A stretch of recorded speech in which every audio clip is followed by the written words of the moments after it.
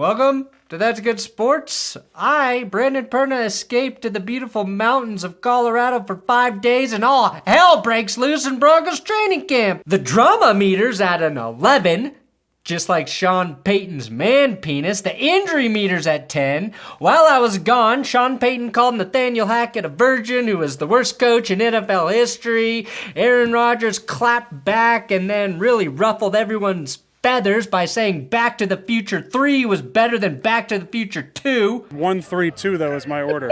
I'm a big fan of 3. A lot of people aren't. I love 3. The Western. It's the second best. 1, 3, 2. That's for me. If I had a time machine, I'd make sure your parents never met Aaron. Sean Payton walked back his comments, but the damage is already done. Today I asked the question, does Sean Payton know what he's doing?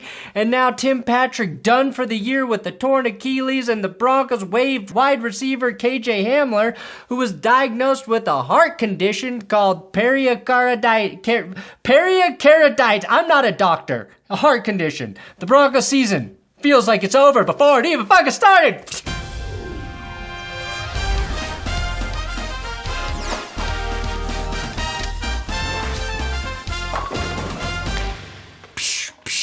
Subscribe here. Also, if you want to support this channel, you can do it by purchasing my coffee over at BenchwarmerBrew.com. We still have some of the losers blend, so if you're feeling like a loser, this will do something. Craft roasted, ethically sourced coffee.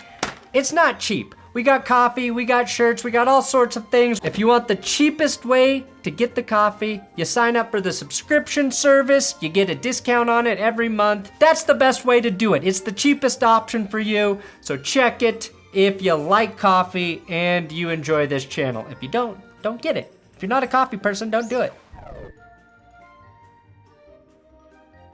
At Broncos practice today, Tim Patrick injured his Achilles. And the worst part is you see that he falls down, untouched, as soon as Russell Wilson looks at him.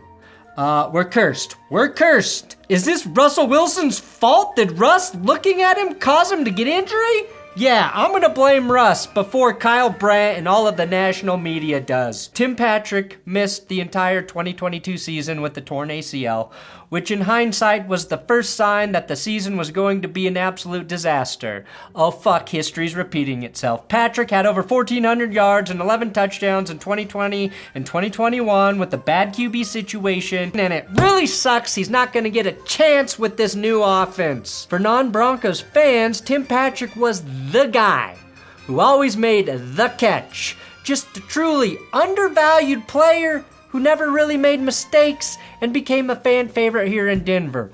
Also, he was an elite level shit talker of the Chiefs and Raiders. The Chiefs are cocky little shits.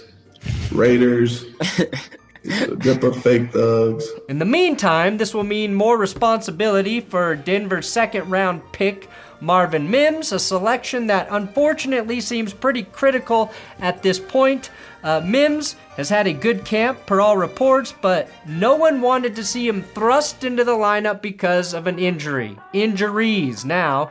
Denver also had some veteran options with Kendall Hinton, who's always been reliable, as is young, hung Brandon Johnson and former Saint Lil Jordan Humphrey, who I assume is also hung despite the prefix on his first name. But wait, there's more, because wide receiver KJ Hamler was diagnosed with a mild heart irritation called pericarditis. He's got a treatment plan and expects to return to the field this season soon. Pericarditis, per the internet, is swelling and irritation of the thin sac-like tissue surrounding the heart, the pericardium. This condition often causes sharp chest pain. The chest pain occurs when the irritated layers of the pericardium rub against each other. Pericarditis, usually mild and goes away without treatment. Unfortunately for KJ, who actually spent time this offseason living with Tim Patrick as they both rehabbed from injuries, it is his previous injuries that probably forced the Broncos to decide to move on from him. Now, he could end up back on the team, but they waived him, which means any team can pick him up, so they're probably not too worried about bringing him back. Honestly, I think watching the Broncos can also give you pericarditis as well. During the offseason, Courtland Sutton and Jerry Jeudy were both mentioned as trade options. Fortunately, the Broncos kept them both, And this is exactly why you have to keep talent when you have it, especially when you lose a wideout every single season like the Broncos have. Tim Patrick will miss this season. He missed all of 2022. KJ Hamler played in 10 games through 2021 and 2022. Jerry Jeudy missed 6 games in 2021 with a high ankle sprain. Courtland Sutton missed almost all of 2020 with an ACL tear. And he's never really looked the same since tearing his ACL. The wide receivers in Denver, cursed. Now, the main story, Sean Payton went scorched earth on the previous Broncos coaching staff, the current GM, and even the team president. This is one of the craziest things I've ever seen a coach say. We couldn't complete a pass. The second half, we couldn't stop the run. You play to win the game. The Bears are who we thought they were. That's why we took the damn field. Now, if you want to crown them, then crown their. But this wasn't even a soundbite. Hell, it was just a quote in a USA Today article. Payton said, "It doesn't happen often where an NFL team or organization gets embarrassed." Has he ever heard of the Cleveland Browns or the Texans? Anyway, he continued, and that happened here. Part of it was their own fault. Relative to spending so much fucking time trying to win the offseason, the PR, the pomp and circumstance, marching people around and all this stuff. And when he was asked about Russell Wilson's poor performance, he protected his QB and went a little further by saying that wasn't his fault. That was the parents who allowed it. That's not an incrimination on him, but an incrimination on the head coach, the GM, the president, and everybody else who watched it all happen.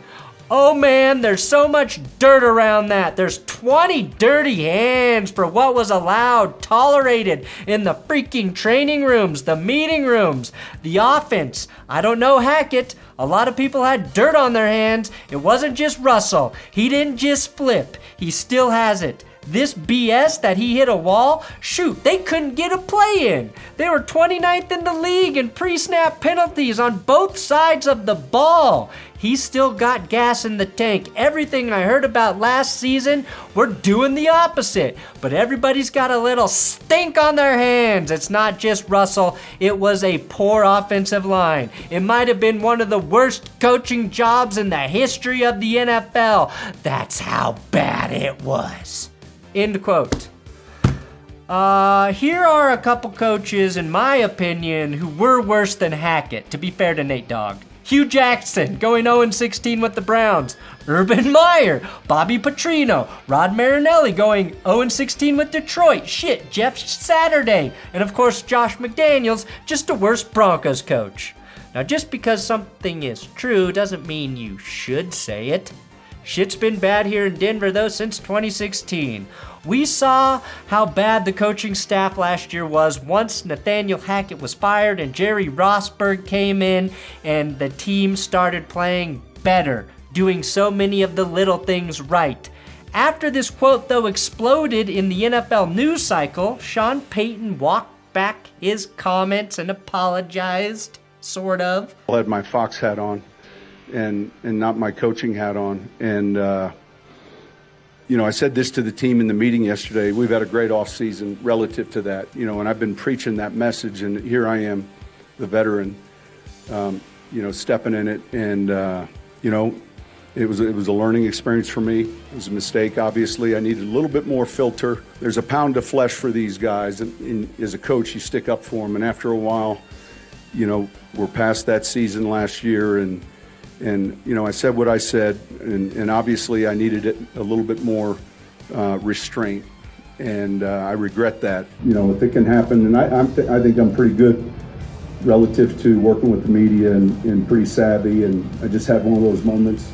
Jared's a good friend, real good at his job, and 2 lattes in the morning, first one I see, and 40 minutes later I'm regretting it, so... Who hasn't had a few lattes and then talked a bunch of shit about Nathaniel Hackett? That was me literally every Monday morning all of last football season. But if Hackett were a big jerk, like say Josh McDaniels, everyone would have just agreed with Sean Payton. But Hackett was a nice guy. He seemed like a genuinely good dude. That's why these comments stuck out. and I thought all of this shit was over.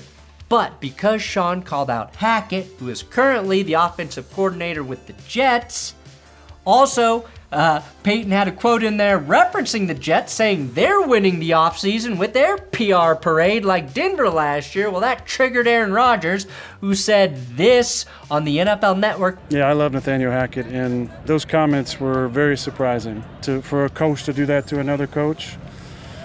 My love for Hackett goes deep. We had, he's arguably my favorite coach I've ever had in the NFL. Just his approach to it, how he makes it fun. How he cares about the guys. It made me feel bad that someone who's accomplished a lot in the league is that insecure that they have to take another man down to set themselves up for some sort of easy fall if it doesn't go well for that team this year. I thought it was way out of line and inappropriate, and I think he needs to keep my coach's names out of his mouth. So we've got the QB we wanted in Denver before Russell Wilson and Aaron Rodgers, adamantly defending the coach we hired to lure him here, but then fired because that coach was a bad fit with Russell Wilson. And now we play that quarterback and that coach week 5 of this upcoming season. Football is back, baby. Everybody, though, was trying to dissect Sean Payton's comments. He's taking the heat off of Russ. He's bonding the team with an us against the world mentality. He's in control of everything. Nah, he was just talking out of his ass, and he said some dumb shit because he likes to hear himself talk.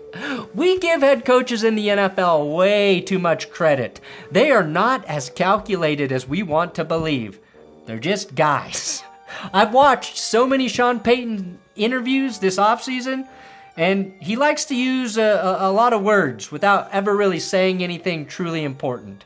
He's like a family member you kind of avoid at a get-together because you know if you get cornered, he's not letting you out. And before long, he starts saying shit that concerns you a little bit, maybe a lot. I don't mind Sean criticizing Hackett in the last coaching regime. That's fair. But it's a little weird to call out George Payton and the team president and even the ownership to some extent. That's where he made a real gaffe, in my opinion. Hackett's biggest crime was coaching Russell Wilson while Wilson played the worst season of his life. And even if Wilson is, say, declining, the drop in production from 2021 to 2022 is unforgivable. The burden of proof, though, is on Payton and Russ to fix that. And no one is going to be convinced until Russell carries over the level of play he showed at the end of last season. And now that has even more attention on it. If Sean Payton is as good as everyone thinks he is, then this is genius. If he's as average as every head coach is without an elite quarterback usually is, this puts an unnecessary target on the Broncos' back and on Russell Wilson's back. Two things we don't really need here in Denver. I'm not sure if Russ can play well under that microscope. And even though Sean Payton was 100% right, 100% right, I don't think he needed to get into specifics about coaching or management. I don't want anybody paying attention to the Broncos right now. I really don't. If I were Sean Payton, I would have just noted how much better Russ looked once Jerry Rosburg took over as interim head coach. Damn, I know it was only 2 weeks, but I do miss Jerry Rosburg's press conferences. He's like the family member you seek out at get-togethers because he's just warm, like a grandpa. A warm, loving grandpa who makes you think everything's gonna be okay, even though your family is trying to destroy you. When Sean Payton apologized, he said he had his Fox hat on. First of all, that's ridiculous. No one wears hats in the Fox studio. Second of all, he hasn't appeared on a Fox broadcast since the Super Bowl, which was over 5 months ago. Third, you can't criticize the previous coaches for not getting play calls in on time if you don't even know what fucking hat you're wearing. But you can't try to keep your team from distractions when you yourself are creating controversy. Again, he said he learned from this, so I'm gonna believe it. Smart or dumb, this has me excited for week 5. This is what we need more of in the NFL, in my opinion. Petty rivalries between two teams that don't really give a shit about each other. The Jets and the Broncos don't have much of an interesting history. They played each other in the playoffs back in 1999. Probably their most interesting game was in 2011 when Tim Tebow ran for a game-winning touchdown on Thursday Night Football. I'll have an episode about 2011 coming up Wednesday, but you also have the angle of Sauce Gardner versus Patrick Surtain, the two guys who have a claim as the best corner in the league, a lot like Champ Bailey and Darrelle Revis did back in the day. Except one of those corners now is allowed to hold every play. If the NFL was smart, they would flex Broncos Jets out of the afternoon slot and into primetime right now, because this is going to be a seriously anticipated matchup with some serious physicality. And by physicality, I mean I want the coaches to wrestle at midfield, either before or after the game or at halftime. Robert Saleh obviously is a problem there. And actually, their defensive coordinator, Jeff Ulbrich, still pretty jacked. You know what? I don't like this idea. That was stupid.